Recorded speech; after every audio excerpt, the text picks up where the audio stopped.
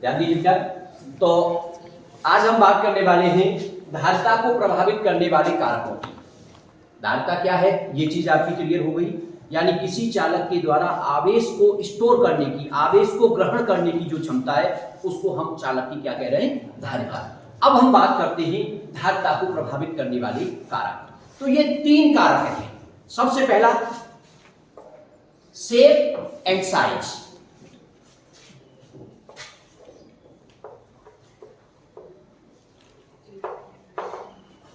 Shape and size का मतलब है आकृति और आकार, यानी चालक का की आकृति एवं आकार। तो देखिए, आकार वाली बात तो आप समझ ही गए होंगे।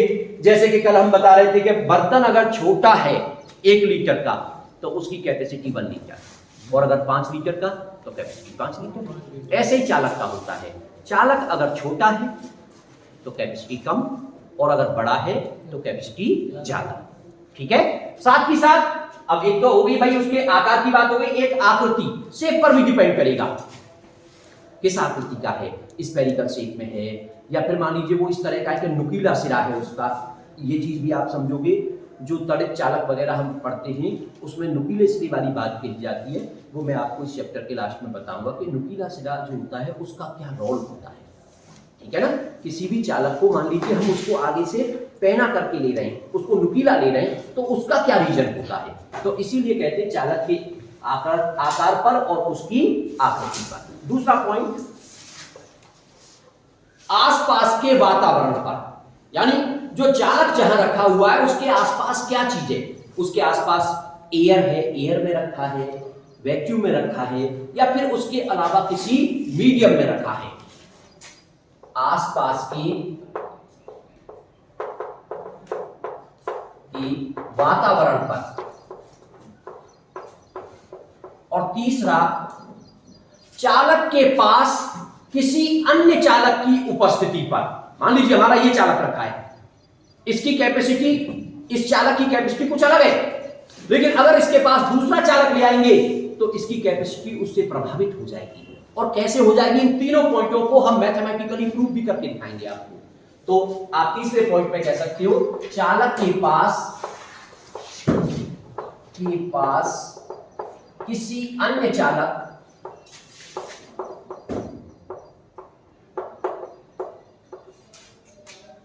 की उपस्थिति पर, यानी कोई अन्य चालक उसके पास रखा हुआ है, इस बात पर भी उसकी कैपेसिटी क्या करेगी, निर्भर करेगी, उसकी धारिता निर्भर करेगी। अब हम बात करते हैं, ये 3 बातें हो गई। ये तीनों बातें आपकी मैथमेटिकली प्रूफ होकर के आ जाएंगी। तो उसके लिए हम पहला डेरिवेशन लेते हैं। पहला वाला जो पॉइंट है वो तो वहीं से आपका क्लियर हो जाएगा। मान लीजिए हमारे पास कोई विलगित गोलीय चालक है और उसकी धारिता हम निकालना चाहते हैं। तो अगला जो टॉपिक है हमारा वो है विलगित गोलीय चालक की। विलगित का मतलब होता है आइसोलेटेड, गोलीय चालक की धारिता। आप लोगों को अंग्रेजी से परेशानी रहती है, चलिए कोशिश किया करेंगे हिंदी में ज्यादा लें, है ना। तो विलगित आइसोलेटेड, आइसोलेटेड का मतलब क्या होता है, आइसोलेट का मतलब है कि आपने उस चालक को बाकी की अन्य चीजों से अलग कर दिया है, उसको कहते हैं आइसोलेट करना, और हिंदी में बोलते हैं विलगित। ठीक है। मतलब यह है कि उसका जो आवेश होगा वो किसी दूसरी चीज पर नहीं जाएगा और न किसी दूसरी चीज का आवेश उस पर आएगा, उसको कहते हैं आइसोलेट करना। आपको ध्यान हो तो जब कोरोना चला था तो वहां शुरुआत में तो आइसोलेशन वर्ड ही चला था, सही है ना। तो आइसोलेशन कर देना, आइसोलेशन सेंटर बनाए गए थे, ठीक है ना। तो उसका मतलब क्या है कि अन्य लोगों से उनको क्या कर दिया गया था, दूर कर दिया गया था, अलग कर दिया गया था। तो आइसोलेट का मतलब होता है किसी भी चालक को क्या कर देना, दूसरे प्रकार की ऐसी चीजों से अलग कर देना कि उसके पास का जो आवेश है न तो दूसरों पे जाए और न दूसरों का आवेश उसके पास आए। तो हमारे पास कोई आइसोलेटेड क्या है, गोलीय चालक है। मान लीजिए हमारे पास ये एक गोलीय चालक है और उसकी रेडियस को हम लेकर के चल रहे हैं, उसकी त्रिज्या स्मॉल a है। आप चाहो तो r मान सकते हो, कैपिटल आर मान सकते हो, उससे कोई फर्क नहीं पड़ता है। और इस चालक को आवेश दिया गया है Q, और आप अच्छी तरह से जानते हैं अगर किसी चालक को आवेश दिया जाता है तो वो आवेश उसकी सरफेस पे चला जाता है, वो आवेश उसके अंदर नहीं जाता। और मैंने इस पर एक वीडियो भी आपको पहले बनाया था और एक दिन समझाया था कि अगर कोई आवेश किसी चालक को देंगे, चालक अंदर से खोखला नहीं है, अंदर उसके अंदर मटेरियल है, लेकिन चालक को अगर आवेश दिया जाएगा तो आवेश उसके अंदर नहीं रह सकता। क्यों नहीं रह सकता, आप उसको समझ सकते हो, ठीक है ना। वो मैंने वीडियो बना करके पहले डाल दिया, आप उसको देख करके दोबारा से उसको समझ सकते हो। तो चालक कहां चला जाता है, उसकी बाहरी सरफेस पर। आवेश जो बाहरी सरफेस पे आ गया तो मान लीजिए Q आवेश इसकी बाहरी सरफेस पे आ गया। अब इसके लिए हमने गॉस थ्योरम में विद्युत क्षेत्र की परिभाषा से विद्युत क्षेत्र निकाला था, और वो भी 3 जगह पर, एक तो चालक के बाहर, दूसरा सरफेस पर, और तीसरा उसके अंदर। और तीनों फॉर्मूले निकल करके आए थे। अंदर विद्युत क्षेत्र की वैल्यू 0 आई थी, सरफेस पे अलग आई थी, बाहर के पॉइंटों पे अलग आई थी। और हालांकि हमने पोटेंशियल के लिए इस फॉर्मूले को ड्राइव नहीं किया, लेकिन हमने आपको एक ऐसा रिलेशन पढ़ाया था कि अगर कहीं विद्युत क्षेत्र है तो फिर आप पोटेंशियल को कैलकुलेट कर सकते हैं। तो अगर मैं यहां बात करना चाहूं कि इलेक्ट्रिक फील्ड की बात करना चाहूं कि इसकी वजह से इलेक्ट्रिक फील्ड कितना होगा सरफेस पे, तो E इक्वल टू K और Q अपॉन R स्क्वायर यानी A स्क्वायर, इतना इलेक्ट्रिक फील्ड हो जाएगा इसकी सरफेस पर, ठीक है। लेकिन हमें विभव चाहिए इस चैप्टर के अंदर।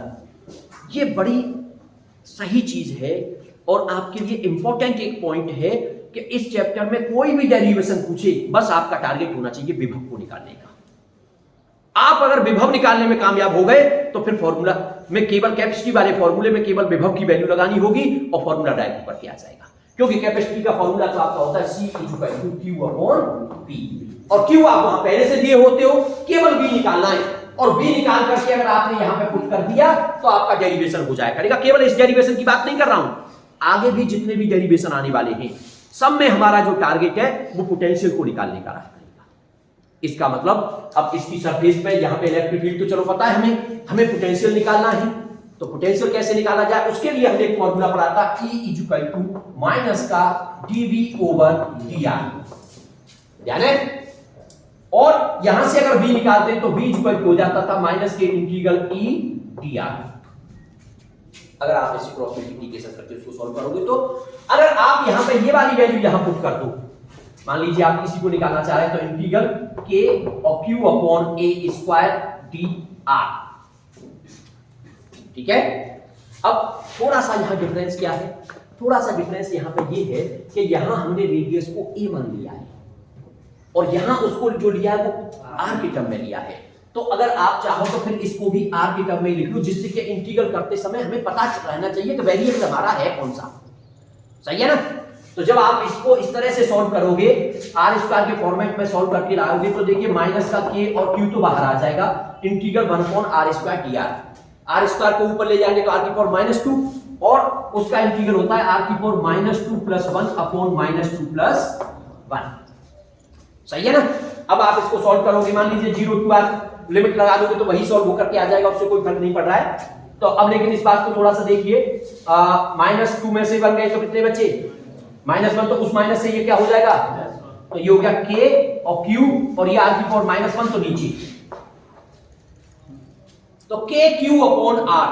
इसका मतलब आप इसके लिए डायरेक्ट फॉर्मूला यूज कर सकते हो कि इस गोलीय चालक के कारण, इस गोलीय बिल के चालक के कारण जो विभव होगा V इक्वल टू K और Q अपॉन A, क्योंकि हमने यहां पर रेडियस को क्या मान रखा है, A मान रखा है, ठीक है।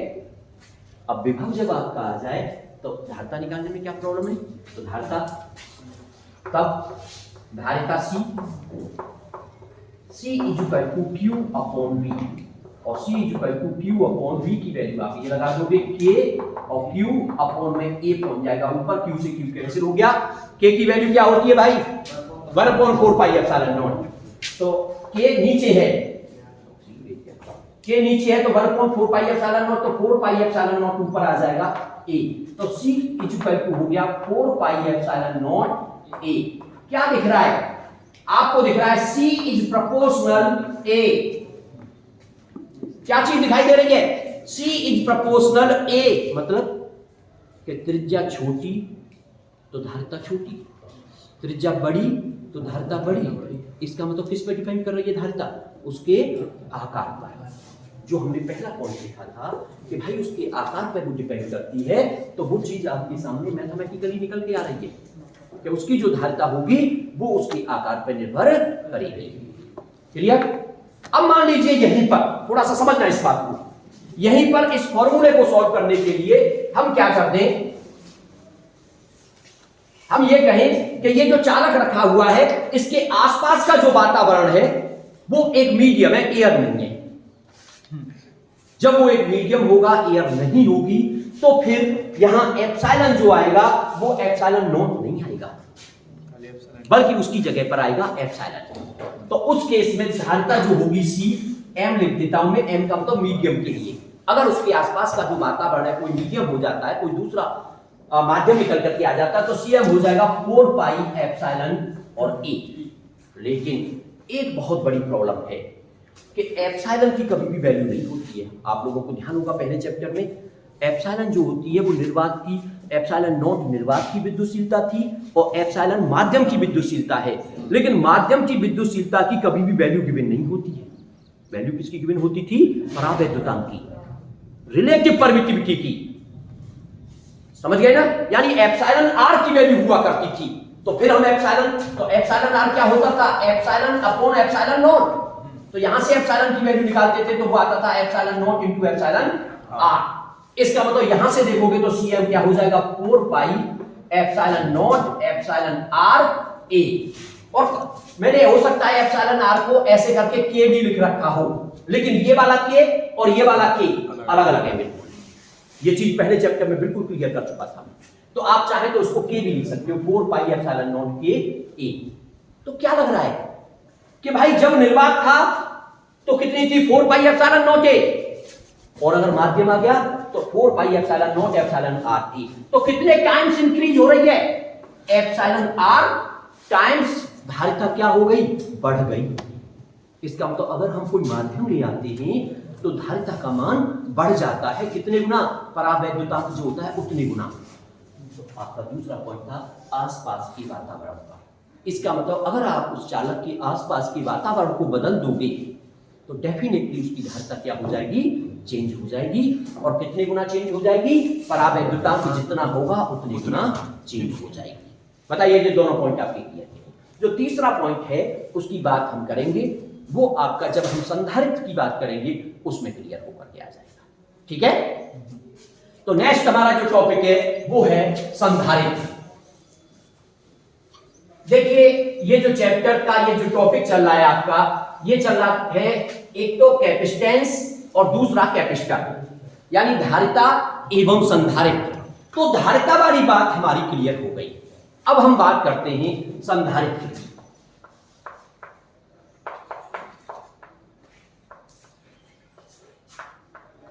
संधारित्र क्या चीज है?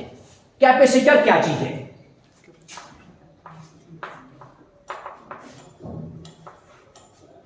देखिए, कैपेसिटर भी एक चालक ही होता है, ये कोई नई चीज नहीं है।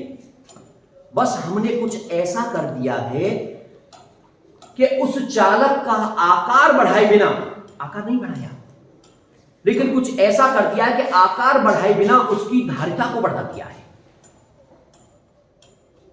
बात को समझने की कोशिश करो। एक तो तरीका हमारे पास होता था, ये कौन सा तरीका था? धारिता बढ़ाने के लिए क्या करते? उसके आकार को बढ़ा दे, अभी भी दिखाया आपको। दूसरा तरीका एक और आया आपके पास कि धारिता बढ़ाने के लिए क्या कर दे? उसके आसपास के माध्यम को बदल दो। एक तीसरा तरीका और है कि हम क्या कर देते हैं, हम उसका आकार बढ़ाए बिना और माध्यम को भी बदले बिना उसकी धारिता को क्या कर देते हैं? बढ़ा देते हैं। तो वास्तव में संधारित्र उसी कॉन्सेप्ट पर निर्भर करता है, और वो कॉन्सेप्ट क्या है अब उसको थोड़ा सा समझिए। यानी संधारित्र की अगर परिभाषा आप देंगे तो आप परिभाषा ये दे सकते हो कि किसी चालक की धारिता को बढ़ा देना, यानी किसी चालक को इस तरह से बना देना कि उसकी धारिता बढ़ जाए, वही क्या होता है? संधारित्र। या फिर दूसरी परिभाषा इसकी दे सकती हूं कि दो समान प्रकार की प्लेट एक दूसरे के पास रखिए। मान लो ये एक चालक था आपका, अब आपने क्या किया, इसके पास एक दूसरा चालक लिया। चालक से मतलब ये एक लाइन नहीं है, ये एक प्लेट है। प्लेट का मतलब जैसे मान लीजिए ऐसे करके, ये एक ऐसी प्लेट है और इसके पास दूसरी प्लेट और ले आएगा, लेकिन हम यहाँ ड्रॉ किया करेंगे तो वो तुम्हें लाइन जैसी दिखा करेगी। और ये प्लेट जरूरी नहीं है कि रेक्टेंगल जैसी ही हो, ये रेक्टेंगल हो सकती है, ये स्क्वायर हो सकती है, ये सर्कुलर हो सकती है, ये स्फेरिकल भी हो सकती है, ये सिलिंड्रिकल भी हो सकती है। वो मैं बताऊंगा आपको कि कैसी प्लेट लेंगे तो संधारित्र फिर किस प्रकार का होगा। तो अगर एक चालक के पास दूसरी चालक प्लेट ले आए, टच नहीं करें, तो भी इसकी धारिता क्या हो जाती है, बढ़ जाती है। और वास्तव में ऐसा होने से होता क्या है कि अगर इस पे प्लस क्यू आवेश है तो इस पर हो जाता है माइनस क्यू आवेश। किसकी वजह से, प्रेरण की वजह से। हालांकि इसके बाहर की तरफ प्लस क्यू आवेश भी आएगा, लेकिन बाहर की साइड से हम क्या कर देते हैं, इसको अर्थ से कनेक्ट कर देते हैं, तो बाहर वाला जो आवेश है वो कहां चला जाता है, अर्थ में। लेकिन रियल में हमें ये कहना चाहिए कि अर्थ से इलेक्ट्रॉन आकर के उसको क्या कर देते हैं, न्यूट्रलाइज कर देते हैं। क्लियर। तो ये जो समायोजन है इट इज कॉल्ड कैपेसिटर, इसको संधारित्र कहते हैं। इसका मतलब अगर आप संधारित्र की दूसरी परिभाषा देना चाहते हैं तो आप कह सकते हो कि दो समान आकार की प्लेट जिनमें से एक पर प्लस और दूसरे पर उतना ही माइनस आवेश होता है, तो इस निकाय को संधारित्र कहते हैं। ठीक है, क्लियर, कोई दिक्कत तो नहीं है। तो ये जो सिस्टम बन गया, ये एक क्या हो गया, कैपेसिटर हो गया। हालांकि अगर आप एक कंडक्टर लोगे अकेला, मान लीजिए आपने कहा कि साहब हमारे पास तो एक ये चालक छड़ है, ये बताइए संधारित्र है कि नहीं, ये भी है, लेकिन इसकी दूसरी प्लेट क्या मान ली जाएगी, पृथ्वी को इसकी दूसरी प्लेट मान लिया जाएगा। तो अकेला कंडक्टर भी कैपेसिटर हो सकता है, लेकिन फिर उसकी कैपेसिटी उतनी ज्यादा नहीं होगी जितनी कि इसकी होगी। ठीक है, तो संधारित्र का मतलब बस इतना ही है, दो ऐसे कंडक्टर या दो प्लेट जो एक दूसरे के समान आकार की, लेकिन ध्यान रखना समान आकार की दो प्लेट एक दूसरे के पास रखिए, जिनमें से एक पर उतना ही प्लस का और दूसरे पर उतना ही माइनस का आवेश है, तो इस निकाय को, इस अरेंजमेंट को हम संधारित्र कहते हैं। अब बात आती है कि भाई संधारित्र के प्रकार, संधारित्र कितने तरह के हो सकते हैं। तो संधारित्र में अगर ये प्लेट आपकी कैसी है, ये प्लेट एक दूसरे के पैरेलल है और समतल है। समतल का मतलब ये रेक्टेंगुलर प्लेट है, ये रेक्टेंगुलर प्लेट है। रेक्टेंगुलर में जरूरी नहीं है कि ये कैसी हो, आयताकार हो, ये आपकी वर्गाकार भी हो सकती है, लेकिन ये ऐसे रखिए, ऐसे। ये सर्किल के आकार की भी हो सकती है, सर्किल है, ऐसे रखिए। ठीक है, तो अगर इस तरह से प्लेट हो जो एक दूसरे के समांतर हो और समतल हो, तो उस प्रकार की संधारित्र को कहते हैं हम, नंबर 1 समांतर प्लेट संधारित्र, पैरेलल प्लेट कैपेसिटर। समांतर पट संधारित्र भी बोल देते हैं, समांतर पट संधारित्र या प्लेट संधारित्र। क्या ध्यान आया कि अगर प्लेट एक दूसरे के क्या हो, समांतर और प्लेन, ठीक है ना, प्लेन है और एक दूसरे के समांतर है, समतल प्लेट है और एक दूसरे के समांतर है, तो उसको कहेंगे समांतर पट संधारित्र। दूसरा, अगर प्लेट है स्फेरिकल, स्फेरिकल कैसे आएंगी भाई, एक गोला ऐसे लेंगे और एक छोटा गोला उसके अंदर। आप लोगों ने देखा होगा जब टेनिस की बॉल से खेलते थे, या ये मान लीजिए आपकी दूसरी कॉस्को वाली जो बॉल आती थी, कॉर्क वाली जो बॉल आती थी, तो जब वो फट जाती है तो उसके अंदर एक छोटी सी बॉल और निकलती है। तो एक बॉल बाहर से हो गई, एक बॉल अंदर हो गई, तो वो दोनों प्लेट का काम कर रही हैं, लेकिन प्लेट कैसी है, स्फेरिकल। और इनमें से एक को पॉजिटिव चार्ज दे दिया जाएगा, लेकिन एक को पॉजिटिव चार्ज देंगे तो डेफिनेटली इंडक्शन की वजह से दूसरे पे नेगेटिव आ जाएगा, और दूसरी साइड में पॉजिटिव भी आएगा, लेकिन वहां से अर्थ से कनेक्ट कर देंगे तो वो अर्थ में चला जाएगा, तो डेफिनेटली यही समायोजन बन जाएगा। लेकिन इस तरह के संधारित्र को कहेंगे गोलीय संधारित्र। तो दूसरे कैसा होगा, गोलीय संधारित्र। तीसरे टाइप का सिलिंड्रिकल। सिलेंडर मान लीजिए आपका गिलास जो होता है वो सिलेंडर होता है, ठीक है, और एक गिलास के अंदर आपने एक छोटा गिलास रख दिया, इसका मतलब ये हो गया भाई एक प्लेट तो आपकी ये हो गई और एक छोटा गिलास रख दिया इसके अंदर, ये दूसरी प्लेट हो गई। अब एक को प्लस आवेश दे दिया जाए, इंडक्शन की वजह से दूसरे पे माइनस आ जाएगा और उसकी एक दूसरी साइड पर प्लस का आएगा, लेकिन उसको अर्थ से कनेक्ट कर दे तो वो अर्थ में चला जाएगा या अर्थ से इलेक्ट्रॉन आकर के उसको न्यूट्रलाइज कर देंगे। तो इस प्रकार के संधारित्र को कहेंगे बेलनाकार संधारित्र, सिलिंड्रिकल।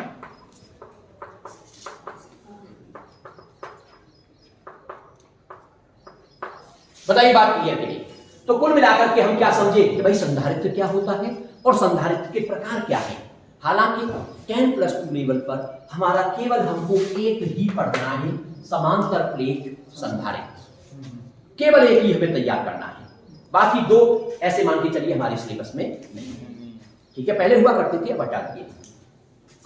अब बात करते हैं हम संधारित्र के प्रिंसिपल की, सिद्धांत की, और इसका सिद्धांत जो है वो बहुत इंपॉर्टेंट है। संधारित्र का सिद्धांत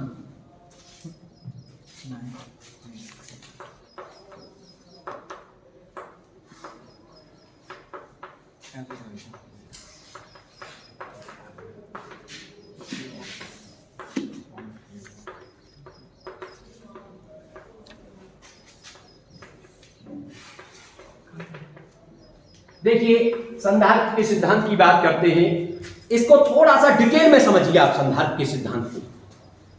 मैंने आपको 3 पॉइंट बताए थे कि किसी भी कंडक्टर की कैपेसिटी जो होती है, उसकी जो धारिता होती है, वो 3 बातों पर निर्भर करती है। एक उसके आकार पर, दूसरा उसके आसपास के माध्यम पर, और तीसरा उसके पास किसी अन्य चालक की उपस्थिति पर। यही बातें बताई ना 3, जिसमें से 2 को आप क्लियर कर चुके कि भाई आकार पे कैसे निर्भर करती है, आपने निकाला, प्रोपोर्शनल आ रहा था त्रिज्या के। दूसरा माध्यम पे कैसे निर्भर करती है, वो भी आप क्लियर कर चुके, माध्यम की जो परावर्तकांक होता है उसके प्रोपोर्शनल आ रहा था। अब तीसरा पॉइंट, और वो है संधारित्र का सिद्धांत। तो संधारित्र का सिद्धांत के लिए हमने क्या मान लिया कि कोई एक प्लेट है जो कि अर्थ से आपने आइसोलेट कर रखी है, यानी उस पर अगर कोई आवेश होगा तो वो अर्थ में नहीं जाएगा, और इस प्लेट का नाम दे दिया ए, और इस पे मान लो +Q आवेश है, और उस आवेश को आप चाहो तो दोनों सरफेस पे, दोनों साइड में दिखा सकते हो, कोई प्रॉब्लम नहीं है। ये कोई प्लेट है। अब आपने क्या किया, अब आप इसके पास एक दूसरी प्लेट ले आए सेम आकार की, और प्लेट कैसी है, चालक, और चालकों में ही होता है इंजेक्शन, प्रेरण।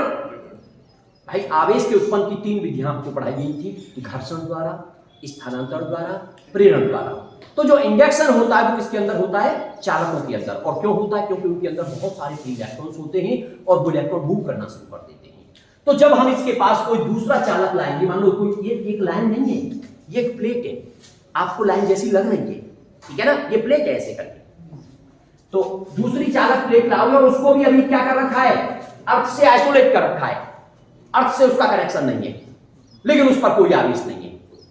जैसे ही आप इस चालक प्लेट को यहां पर लेके आओगे, इसके अंदर बहुत सारे फ्री इलेक्ट्रॉन है, इसका मतलब वो सब फ्री इलेक्ट्रॉन इस वाली सरफेस पे इकट्ठा होना शुरू हो जाएंगे, इस वाली सरफेस पे इकट्ठा होने शुरू हो जाएंगे। और कब तक होंगे, जब तक कि इस आवेश को वो क्या ना कर ले, बैलेंस न कर ले, यानी इसके बराबर न हो जाए, यानी इतना इलेक्ट्रॉन इकट्ठा हो जाएगा कि जब तक उसके अंदर -Q आवेश इकट्ठा न हो जाए। अब जब इधर -Q हो जाएगा तो बाहर की तरफ कितना हो जाएगा, +Q आवेश हो जाएगा। अब क्या किया आपने, अब आपने इसको अर्थ से कर दिया कनेक्ट, अर्थ से कनेक्ट कर दोगे तो ये प्लस वाला आवेश कहां चला गया, अर्थ में। हालांकि ये कहना गलत होता है, कभी भी पॉजिटिव चार्ज मूव नहीं करता है, बल्कि इलेक्ट्रॉन मूव करते हैं। तो वास्तव में क्या होगा, इधर से इलेक्ट्रॉन आएंगे और इसको कर देंगे न्यूट्रलाइज, और जब ये बाउंड हो जाएंगी दोनों प्लेट आपस में, तो फिर इसकी इस वाली सरफेस पे आवेश नहीं दिखाएंगे, तो दोनों बाउंड हो गए आपस में, आकर्षण में बन गए। तो एक प्लेट ऐसे दिखाओगे ए को, और दूसरी प्लेट ऐसे दिखाओगे बी को, और इसको अर्थ से भी दिखाओगे ऐसे करके। ये देखिए, भले मैं कभी कैपेसिटर बनाऊंगा आपका और इधर से अर्थ से कनेक्ट करके ना दिखाऊं, तब भी आप ये मान के चलेंगे कि वो क्या हो रहा है, अर्थ से कनेक्ट हो रहा है। इसका मतलब अब इस पे तो दिखाओगे प्लस आवेश, और इस पे दिखाओगे माइनस, ये +Q और ये -Q, और ये समायोजन ही क्या था परिभाषा के अनुसार, संधारित्र। अब इससे हो क्या गया ये चीज समझनी है। देखिए धारिता का फॉर्मूला होता है C = Q/V। Q है। अगर मैं यहां V को कम कर दूं, भाई संधारित्र का मतलब क्या है, आप धारिता को बढ़ाना चाहते हो, और अगर मैं यहां V को कम कर दूं, अब बताओ C क्या हो जाएगा, इंक्रीज हो जाएगा कि नहीं हो जाएगा। तो वास्तव में संधारित्र का सिद्धांत इसी बात पर निर्भर करता है कि हम एक ऐसा समायोजन तैयार करते हैं कि उसके विभव को कम कर देते हैं। जो चालक प्लेट थी हमारे पास पहले, उसके विभव को कम कर देते हैं, और विभव कम हो जाता है तो उसकी धारिता बढ़ जाती है। अब कैसे बढ़ती है ये बात यहां पर समझिए। जैसे ही आप किसी एक चालक प्लेट के पास दूसरी चालक प्लेट लाते हो जिस पर कोई चार्ज नहीं है, प्रेरण की वजह से उसके अंदर की तरफ -Q और बाहर की तरफ +Q आवेश उत्पन्न हो जाता है। लेकिन कंपैरेटिवली कौन सा आवेश पास में है, माइनस पास में है। माइनस इसके विभव को कम करता है, क्योंकि माइनस आवेश की वजह से विभव ऋणात्मक होता है, तो माइनस आवेश इसके विभव को कम करता है, जबकि ये वाला प्लस आवेश इसके विभव को बढ़ाने का काम करता है। पर पास में कौन सा है, माइनस, तो जो पास में होता है वो इफेक्टिव होता है, अपेक्षाकृत वो प्रभावी होगा, और इसका विभव फाइनली क्या हो जाएगा, कम, और विभव कम हो जाएगा, तो विभव कम होने की वजह से उसकी धारिता इस फॉर्मूले से बढ़ जाएगी। और क्या किया हमने, इसको बाहर से अर्थ से कनेक्ट कर दिया, तो जो प्लस था जो इसके विभव को बढ़ाने का काम कर रहा था वो तो अर्थ में चला गया, वो नष्ट हो गया, तो केवल क्या बचा, माइनस, और माइनस आवेश बचा, तो वो माइनस तो इसके विभव को क्या कर देगा, बहुत कम कर देगा, और बहुत कम हो जाएगा तो उसकी धारिता बहुत ज्यादा अधिक हो जाएगी। यही संधारित्र का सिद्धांत है, यानी हम एक चालक प्लेट के विभव को कम करके उसकी धारिता को बढ़ाते हैं, यही संधारित्र का सिद्धांत है। यानी आकार को नहीं बढ़ाया, तो किसी चालक के आकार को बढ़ाए बिना उसके विभव को कम करके धारिता को बढ़ाने ना ही संधारित्र का सिद्धांत कहलाता है। बताइए क्लियर हुआ?